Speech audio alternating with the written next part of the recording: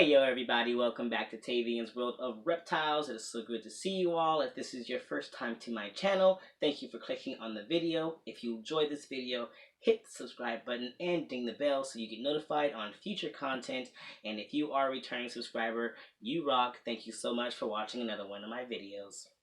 So if you have been in this hobby for a short period of time or only recently starting to explore this hobby, you've probably heard something called morph. And usually you could probably figure out what exactly morph is, but for some people this may not be very easy to figure out, and you're probably wondering what exactly is morph, what does that mean when it comes to snakes, and so this video is going to be covering that topic. So first, to understand morphs, it's important to understand that every species of snakes that we keep in captivity at this current time has a wild counterpart. And most of the time, all the wild species generally have the same type of coloration, same general patterns. And so when you are able to see the snake in the wild, you're able to identify what that snake is based off of those colors, based off of those patterns, and its shape and all of that. Now, to understand morphs, we have to go back a little bit. I mean, way back till before, like the early days of us keeping these animals, when we were still keeping them in shoe boxes and fish tanks, when we were still actually going out into the wild to actually collect these specimens and bring them into captivity. Nowadays, things have changed a lot. Most of these more popular snakes are actually very commonly found in captive breeding, so you don't have to go out and catch them in the wild as much. It's the wild captive snakes are now more for species that are not worked with as much in the hobby. But regardless, some people sometime way back then were out collecting these species of snakes. Let's just focus with ball pythons here, because ball pythons, as we all know, have a massive amount of morphs. They probably have more morphs than any other snake species in the world, so we'll start with those.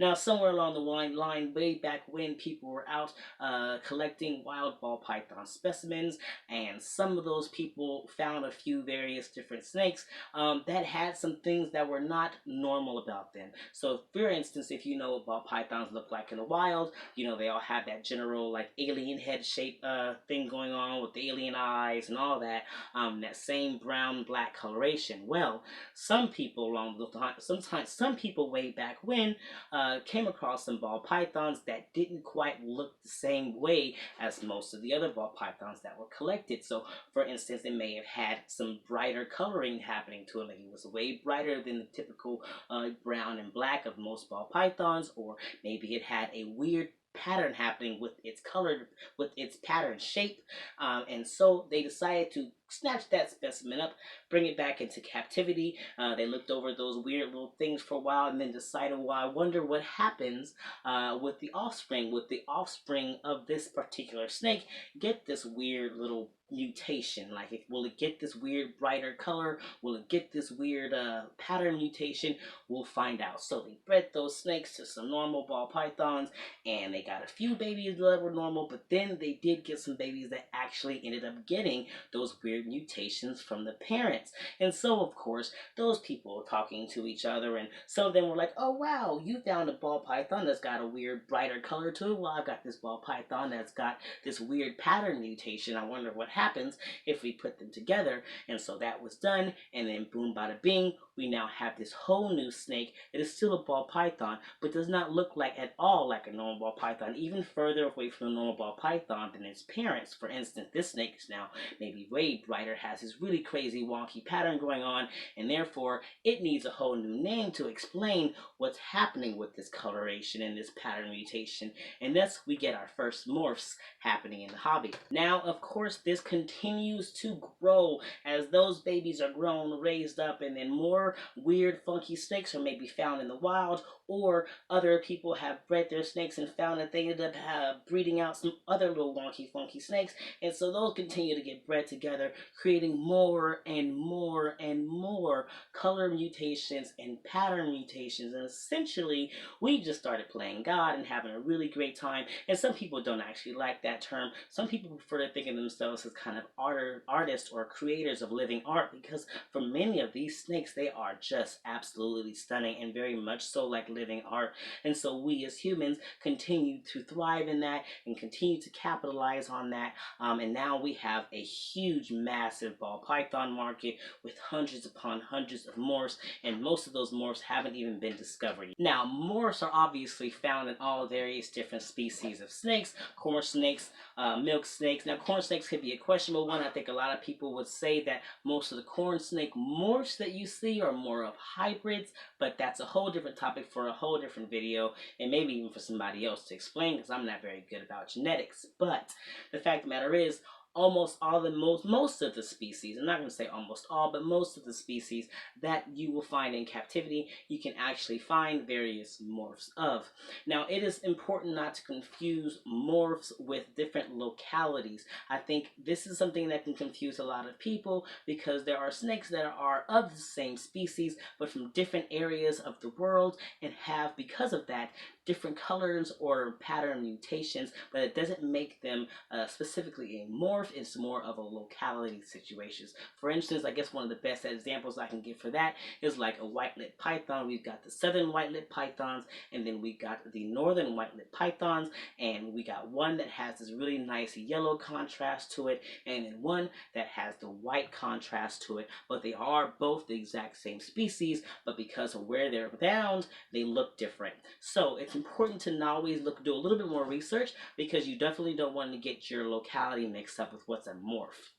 So to remember this, just remember that locales are usually something that is done naturally. So let you know, those white-lipped pythons, they evolutionarily made themselves different. They, for whatever their own reasons, scientifically felt like they need to have more yellow to their pigmentation, and the other ones felt they needed to have more white in their pigmentation, and so they adapted to adjust based off their current climate or situation of where they're at.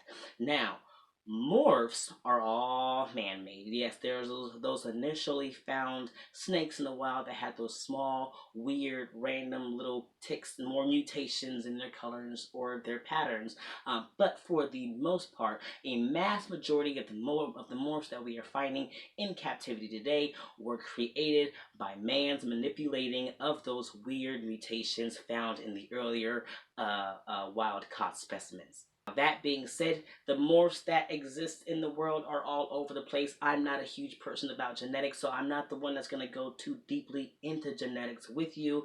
Just understand that there are pattern mutations morphs, and there are color mutation morphs, and there are some morphs out there that affect both the color and pattern mutations, and some of them play off of each other. It gets very confusing and very complicated, and there are several breeders out there who make videos who will talk more about those different genes and how they actually show up in the snake. And if you actually put the time into it, you could probably get to learn how to identify the various different morphs that are out there. For me, that's a whole lot, and maybe something where down the line I will start focusing a little bit more on that. But I'm not a huge morph person, because as much as I do appreciate seeing morphs, I think they're very gorgeous. They're very gorgeous all over the place. But I am a huge fan of the more naturalistic look of the original, normal, wild-caught appearing snakes. I think we tend to forget how beautiful they are when we start molding ourselves with a bunch of morphs.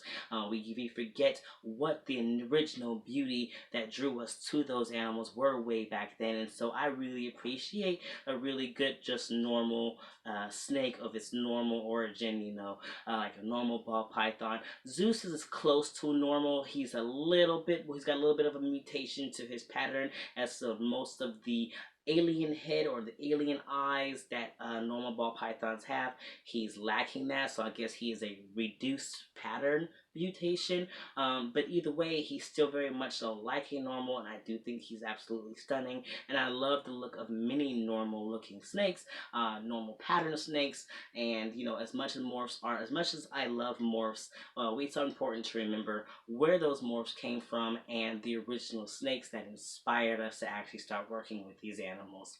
So that's all today, you guys. I hope this video was help to make that a little bit clearer for somebody out there. Maybe you already knew what morphs were. Maybe this video didn't even have to happen, but I'm sure somebody out there was like, well, what's a morph? And maybe that one person will find this video and say, well, thank you, now it makes a lot more sense. So you all take care, love yourselves, love your reptiles, love your loved ones, and you guys keep spreading those herbs.